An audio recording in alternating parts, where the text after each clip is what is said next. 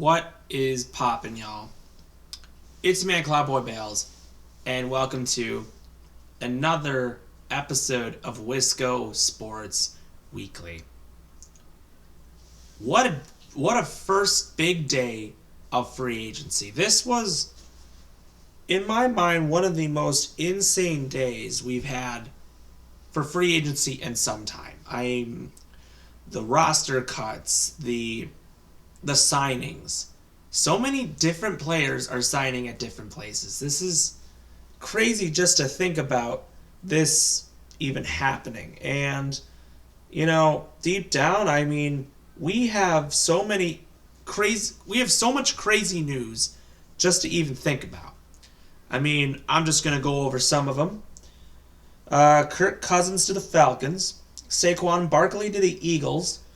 Andrew Van Ginkel to the Vikings. Antonio Gibson to the Patriots. Will Lutz to the Jaguars. Christian Wilkins to the Raiders. Bryce Huff to the Eagles. Jonah Jackson to the Rams. Gabe Davis to the Jaguars. Tyler Biadasz to the Commanders. DeAndre Swift to the Bears. And then it's crazy. There's just been some unbelievable news. But this video obviously is going to be related to what obviously the Packers did in free agency. And this was a very, very interesting day. A lot of emotions, a lot of optimism. But the Packers were able to get some things done, which is very important. The things that had to be done, obviously, the sacrifices did have to be made. And even though that, these sacrifices happened, we have to move on and accept that, even though it is what it is. First off, the Packers obviously a couple days ago cut Devondre Campbell.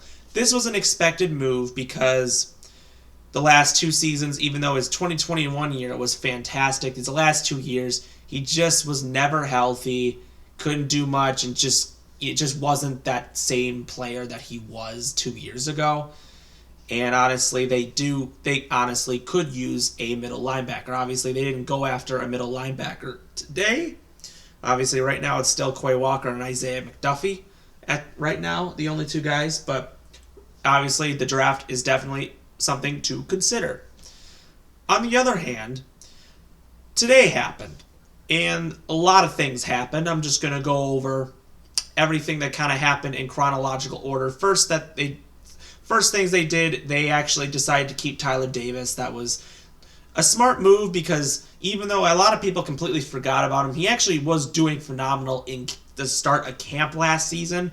He's known for his special teams, but that basically solidifies if they keep him, we don't really need to address the tight end position going into the draft. So that really is fantastic. On the furthermore, David Bakhtiari has been released by the Packers. And, 11 years that man has spent with this organization.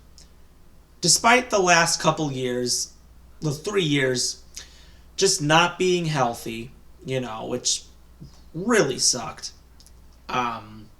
He was probably, in my mind, I feel like he is one of the best tackles we've ever had with the association. Defending Rodgers for all these years. He's one of the great guys. Remembering him drinking the beer in the Bucs playoff runs and he just was a spirit and a great guy, a great leader, a great teammate. Whatever happens with him, good luck. If it's retirement, knowing that, yes, he is getting he's a lot older than a lot of other people. But if he decides to keep playing, keep going, that's great. I think he turns 33 this year, so he is very old now. But you could definitely see a reunion with Rodgers. It's very possible. But on the other hand, it's just a lot's changing. That's what's crazy. Because not just Bakhtiari was cut today. And I feel like this was a big shock for a lot of people. The news was that, obviously, Packers decided not to bring back A.J. Dillon. I think that was final. But Aaron Jones was the big question mark. And pretty much from what I've heard, they wanted him to take a 50% pay cut. And pretty much, you just knew that wasn't going to happen. I think that, personally, I wish Goody wouldn't have done this. I feel, that's a sucky move. It is business. I understand they needed a certain amount of money to get below the cap, and that is what they had to do. But there was no way Aaron Jones was going to do that, and it was an unfortunate thing. But you know what? He spent 7 fantastic years with the Green Bay Packers. And he is 3rd all-time in rushing. He is one of certain players, I think, to score 60-plus touchdowns for the organization. Aaron Jones is simply one of the greatest things. And I have met this guy a couple times.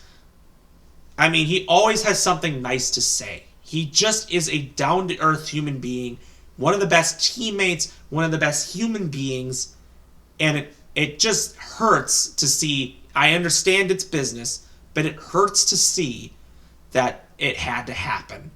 I was wishing it would have been one more year with Jones, but I was thinking, there's going to be a massive pay cut, but I didn't think it was going to be 50%.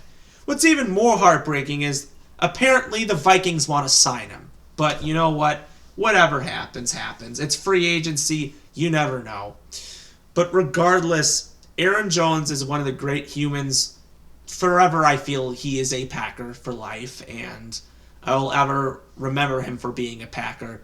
To me, one of the best running backs we've ever had in the organization. And honestly, I am definitely going to miss seeing him on the field. I know this year especially, his health was obviously an issue going forward, and he turns 30 this year, which obviously, running backs do decline after time. That could be that could be a smart move. You never know. But personally, it is a move that it is really heartbreaking that happened. And wherever Aaron Jones ends up, hopefully it works out well. I wish you were a Packer for life, but I guess that's not what happens. But in the means, the Packers found a replacement, and that was former Raiders running back Josh Jacobs. He led the NFL in rushing 2 years ago in the 2021-2 season.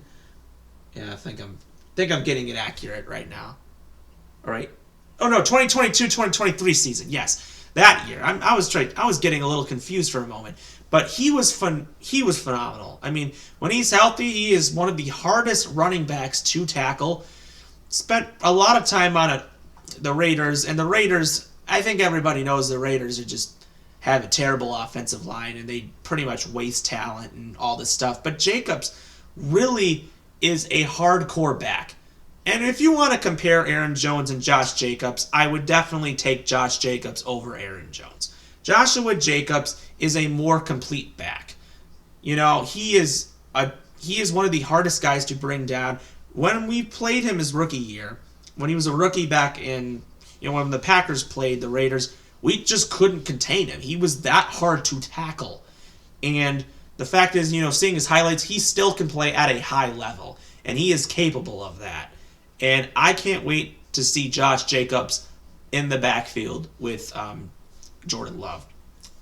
Obviously, no A.J. Dillon and Aaron Jones anymore. Joshua Jacobs is that void. So still, I believe the Packers still got to go after maybe some running backs, maybe bring back Emmanuel Wilson, who has obviously some potential and promise. And definitely the draft is going to be available for the Packers to go around and draft some individuals, which I think is very, very important. Running back will definitely be a great asset. And you know what also is a big need for the Packers this season? Safety.